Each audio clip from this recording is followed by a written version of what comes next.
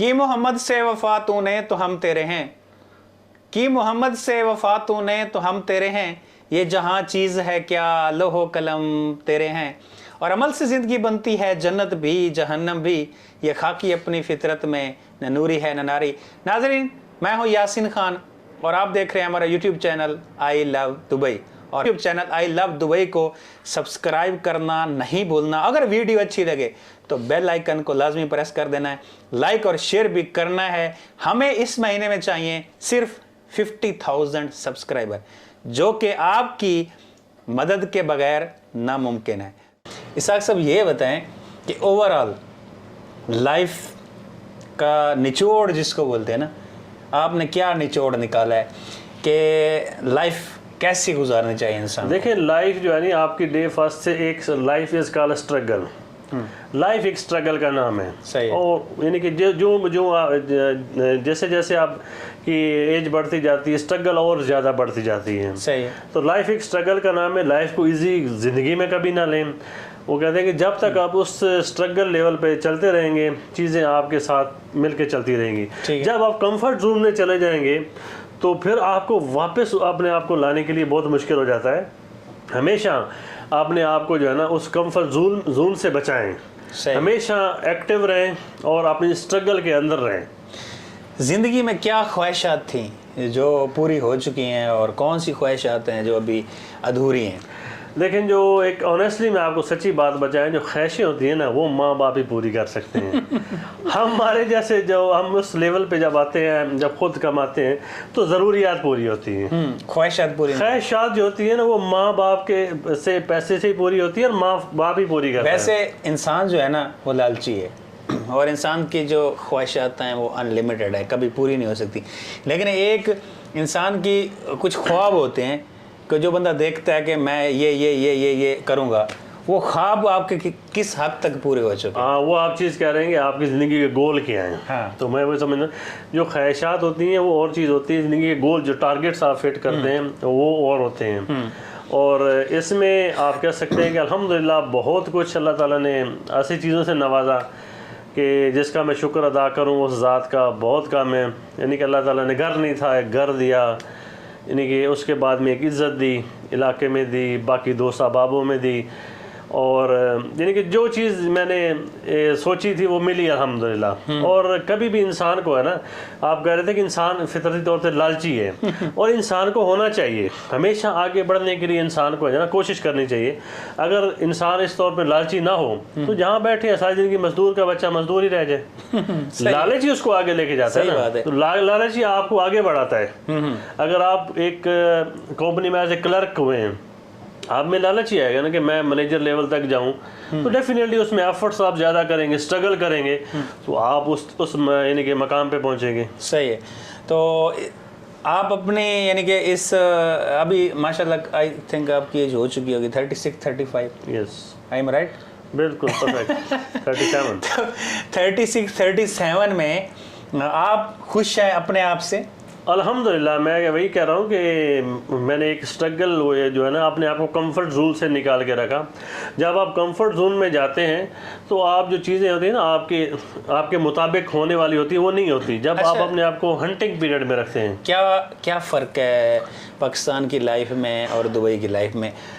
क्या आपने अभी तक देखिए, जो एक दुबई है ये एक इंटरनेशनल यानी कि यूनिवर्स कंट्री है और इसमें आप दुनिया जहान के लोग देखते हैं, दुनिया जहान की नेशनलिटीज़ यहाँ पे हैं और ये कंट्री इन्होंने मेंटेन किया है। इसका आप अगर इंफ्रास्ट्रक्चर देखें, एक ज़बरदस्त इंफ्रास्ट्रक्चर है यहाँ की। और दूसरी चीज़ है रूल्स, लॉ एंड ऑर्डर। इन्होंने जो लॉ और ऑर्डर मेंटेन किया हुआ है, ये हमारे लिए एक एग्जांपल सेट किया उन्होंने।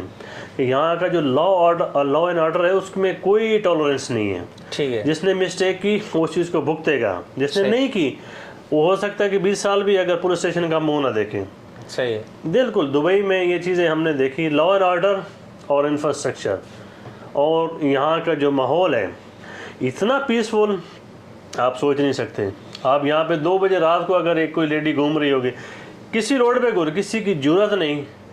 आपकी अगर गाड़ी ख़राब होगी आप वहीं पे रोड पे खड़ी करके आ जाएं, दूसरा दिन जाएं वहीं पे खड़ी होगी। अगर लॉ एंड ऑर्डर है। अगर आपके पास 4 ऑप्शन हो कितने? 4। आपको जनाब 4 टिकट्स और 4 वीज़े मिल रहे हैं।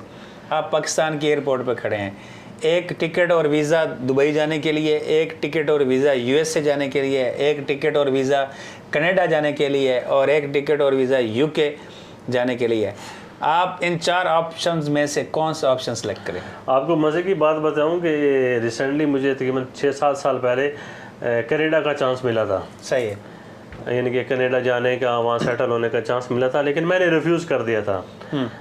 मुझे दुबई बहुत पसंद है। सही है। मुझे यहाँ पे रहना, यहाँ का माहौल, मैं ये अपनी तरफ से कह रहा हूँ, और हर बंदा ये जानता है कि दुबई का जो कंपैरिजन है वर्ल्ड में किसी कंट्री से नहीं है, नेवर एवर।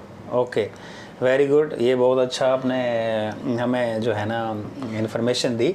अच्छा, इसके अलावा माशाल्लाह आपने एक ज़िंदगी नॉर्मल जो आजकल एवरेज एज 60, 70, 80 तक चल रही है, लेकिन आप उसको तकरीबन 50% अपनी एज गुजार चुके हैं। तो मेरा सवाल ये है कि औरत क्या है, ये क्या चाहती है? देखिए, औरत जैसे एक हदीस है कि अल्लाह ताला ने फरमाया कि इंसान से जो इंसान के लिए खूबसूरत तरीन तोहफ़ा है ना, अल्लाह ने जो इंसान के लिए दिया वो औरत है। सही। औरत हमेशा मर्द की ज़रूरत है और औरत को मर्द की ज़रूरत है। सही है। दोनों एक साथ जो है ना, इनकी एक अल्लाह तरफ की तरफ से ऊपर से एक जोड़ा बना गया है, एक पेयर है। आप अलग-अलग कभी नहीं चल सकते। तो ये औरत का इस मर्द की ज़िंदगी में उतना ही किरदार है कि आप कह रहे हैं कि आप पैदा हुए तो आपकी माँ थी, आप जवान हुए तो आपकी बहनें और माँ, आप बड़े हो गए आपकी शादी हुई, और वो अनटिल लाई औरत का किरदार आपकी ज़िंदगी के हर हिस्से में मौजूद है। सही है।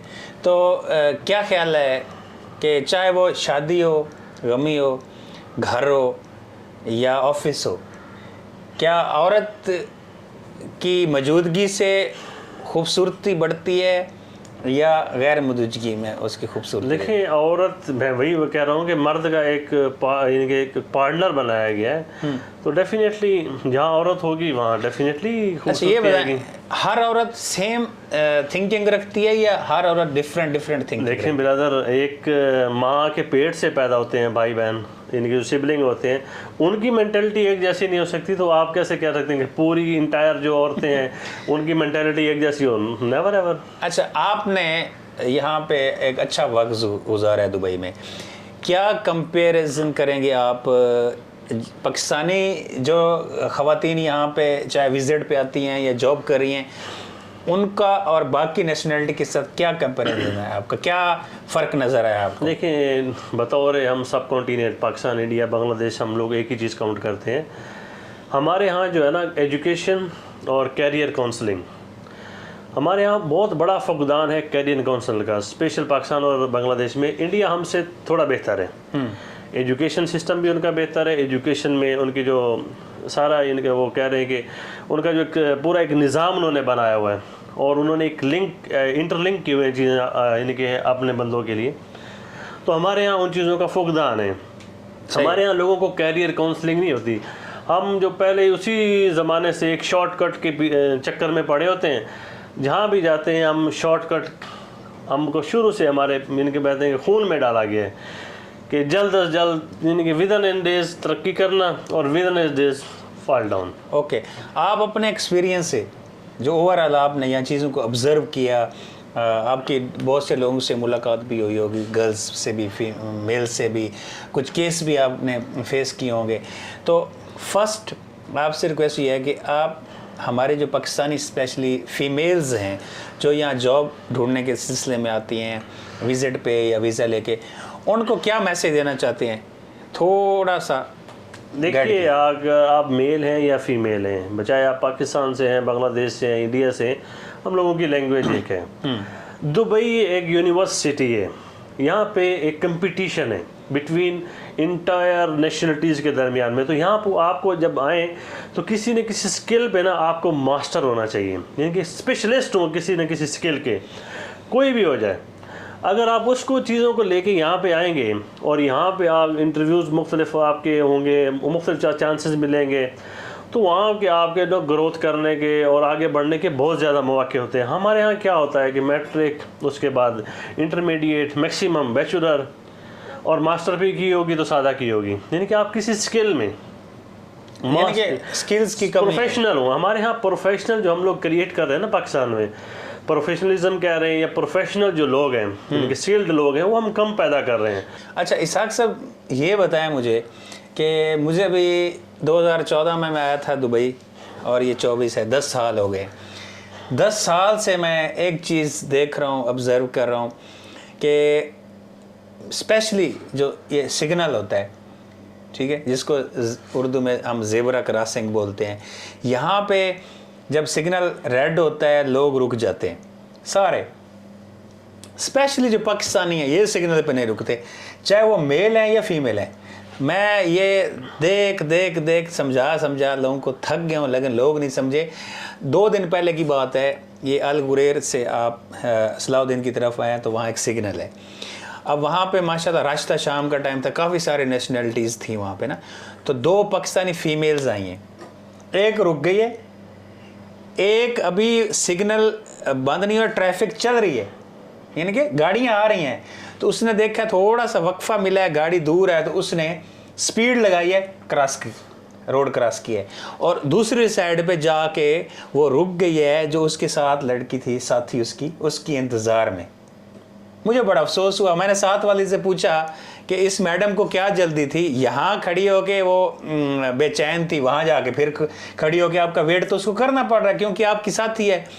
तो उसने बोला बस ना ही पूछो। तो ये हम पाकिस्तानी सिग्नल पे क्यों नहीं रुकते? इसमें एक बड़ी ज़बरदस्त सी मुझे एक बात याद आ गई। जब यहाँ पे इंडिया एक हिंदुस्तान होता था, पूरा पाकिस्तान, बांग्लादेश और इंडिया, तो ब्रिटिश रूल था। तो एक ब्रिटेन था, वो रेलवे फाटक जो नए उन्होंने रेलवे ट्रेन बनाई थी, सही है, रेलवे फाटक पे वो बंद था, वो सब लोग रुके हुए थे। उसने एक बंदा देखा, साइकिल पे आया, और उसने देखा जब ये फाटक बंद है तो उसने साइकिल कंधे पे रखा और बड़ी मुश्किल के रास्ते से उसने साइकिल क्रॉस किया, फाटक क्रॉस किया। वो जो ब्रिटेन था ना, वो बड़ा मुतासिर हुआ, उसने इंस्पायर हुआ उससे। उसने बोला यार इतनी मेहनती कौम कि इसने अपना जो टाइम है वेस्ट नहीं होने दिया और इतनी स्ट्रगल करके अपनी जान जो है वो दाव पे डाल के वो जनाब चला गया आगे, और अपनी काम को जो काम किसी काम में जा रहा था उससे लेट होना उसने मुनासिब नहीं समझा। ये इतनी जिम्मेदार कौम मैंने कभी नहीं देखी। वो बड़ा इसी तगदौर में जा रहा था, तो आगे जाता है तो वो देखता है कि एक जो मदारी होता है ना, मदारी आप समझते हैं जो बंदर लेके बंदर का खेल होते हैं मदारी, तो वहाँ एक मदारी ने खेल लगाया, तो वो साइकिल वाला वहाँ पे साइकिल खड़ा करके उस पे ऊपर बैठ के आराम से वो मदारी का खेल देख रहा था। उसने बोला कि ये कौम का जो है ना अल्लाह हाफिज़ है। ठीक है, हमारे यहाँ वो कैरियर काउंसलिंग की जो मैं आपको बात बता रहा था कि हमारे यहाँ कैरियर काउंसलिंग जो है ना वो नहीं की गई और ना आज तक किसी ने कोशिश की है, ठीक है, कि हमारे अंदर वो चीज़ें डेवलप की जाएं कि हमारे यहाँ यानी कि एक मुआशरा, यानी कि एक सक्सेसफुल मुआशरा क्या होता है, कामयाब सोसाइटी क्या होती है, वो किन चीज़ों के ऊपर बेस होती है। ये होता है एहतराम ऑफ लॉ एंड ऑर्डर। सही है। आपके यहाँ देखिए पुलिस का डिपार्टमेंट है, उसके बाद आपके पास जुडिशरी का डिपार्टमेंट है, म्यूनसिपैलिटी का डिपार्टमेंट है। इन चीज़ों की आपको डिपार्टमेंट की यहाँ पे कदर आई होगी कि दुबई में ये क्या चीज़ें हैं। हमारे अंदर वो अंदर जो है ना एक शॉर्टकट, मैंने शुरू में आपके साथ जिक्र किया था शॉर्टकट। हमारे यहाँ को अगर रास्ता भी होगा ना कहीं पे बना हुआ तो रास्ता उन्होंने दरमियान में एक निकाला होगा। अच्छा, शॉर्टकट। मुझे इस बात की समझ नहीं आई कि ये मोस्टली मैंने देखा है कि सिग्नल पे नहीं रुकना, स्पीड लगानी है, सिग्नल को क्रॉस करना है, रेड है तो नहीं रुकना, क्रॉस करके दूसरी साइड पे जाके मोबाइल सुनना शुरू कर देंगे, या क्रॉस मोस्टली मैं यहाँ देखता हूँ पार्क में सिग्नल क्रॉस करके जाके पार्क में बैठ जाते हैं। भाई आपने बैठना ही था या जाके दूसरी साइड पे फ़ोन ही सुनना है तो 2 मिनट के लिए रुक जाओ। कितना ज़्यादा से ज़्यादा लंबा सेग्नल होगा, कितने सेकंड का होता है? 60 सेकंड का होता है यहाँ पे। यानी कि लंबे से लंबा आप बड़े सिग्नल पे भी रुक जाए ना तो 60 मिनट, यानी कि 1 मिनट का होता है। तो नॉर्मल कितने होते हैं? 30 सेकंड का, 40 सेकंड का। तो यार खुदा के लिए अल्लाह का ये हाथ जोड़ के मैं कह रहा हूँ, स्पेशली मेरे जितने पाकिस्तानी भाई हैं, यार सिग्नल पे रुक जाया करो। ऊपर से शलवार कमीज़ पहनी होती है और साफ नज़र आ रहा था कि ये पाकिस्तानी है, ठीक है, तो आप क्या इस पे कहना चाहेंगे कि मैं इनके वो कहते हैं कि हम अपनी कौम की बेबसी पे रोना ही आता है या हंसना आता है, और कुछ नहीं कह सकते कि हमारे यहाँ टाइम को गलत इस्तेमाल किया जाता है। अगर आप पाकिस्तान में जब आप ट्रैवल करते हैं, जाते हैं, चीज़ों को देखते हैं कि एक बच्चे को अगर कहो ना सब्ज़ी वाले से जाके सब्ज़ी ले गए, वो बैठा बैठा फेसबुक पे कहीं पे बिजी होगा, बड़ी मुश्किल से उठेगा, बाइक को किक लगाएगा, जाएगा सब्ज़ी वाले के पास, उधर बाइक पे बैठ के सब्ज़ी वाले को ऑर्डर करेगा, वो बेचारा आएगा, उसको सब्ज़ी बाइक पे ही देगा, उसको पैसे देगा, वो वापस उसको बकाया भी होगा, बाइक पे ही आके देगा, और वो पता नहीं 100 की स्पीड में घर जाएगा जाके सब्ज़ी ऐसे फेंकेगा, फिर जाके फेसबुक ओपन। इनके प्योरिटीज़ और प्रोफेशनल जो कहते हैं जो प्रोफेशनल लाइफ है, इससे हम लोग कोसों दूर हैं। एक और चीज़ मैं आपके साथ शेयर करना चाहूँगा और आपसे पूछना भी चाहूँगा कि स्पेशली अभी मॉडर्न है दुनिया, बहुत आगे जा चुकी है दुनिया, एडवांस हो चुकी है हर चीज़ में। तो आपने नोट किया होगा कि जितनी आप एयरपोर्ट पे 1 मिनट के लिए रुक जाएं तो जितनी नेशनलिटीज़ के लोग आ रहे होते हैं उसमें पाकिस्तानी थोड़े यूनिक नज़र आ रहे होते हैं। उन्होंने वही पुराना बैग उठाया होता है, कंधे पे डाला होता है। यानी कि आजकल क्या है, बड़े अच्छे अच्छे ट्रॉली बैग आ गए हैं, आप वो रखें, आराम से जनाब निकलें। फिर वो जो पटका है ना पुराना, वो वैसे रुमाल वो वैसे लटक रहा होता है, शलवारें वही बड़ी बड़ी हैं,